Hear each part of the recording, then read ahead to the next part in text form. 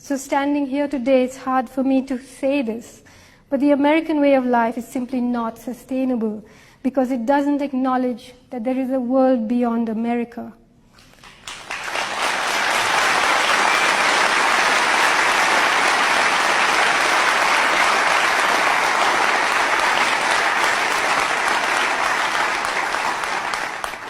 But fortunately, power has a shelf life. When the time comes, maybe this mighty empire will, like others before it, overreach itself and implode from within. It looks as though structural cracks have already appeared. As the war against terror casts its net wider and wider, America's corporate heart is hemorrhaging.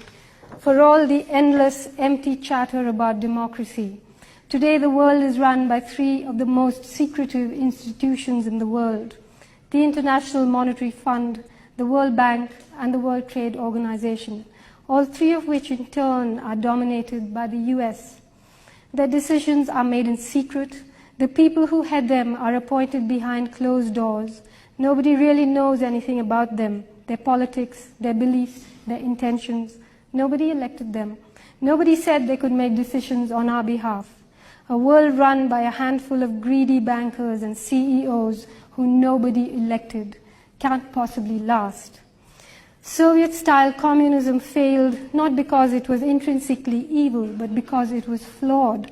It allowed too few people to usurp too much power. 21st century market capitalism, American style, will fail for the same reasons. Both are edifices constructed by the human intelligence, undone by human nature.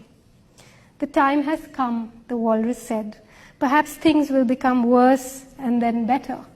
Perhaps there's a small God up in heaven readying herself for us. Another world is not only possible, she's on her way. Maybe many of us won't be here to greet her, but on a quiet day, if I listen very carefully, I can hear her breathing. Thank you.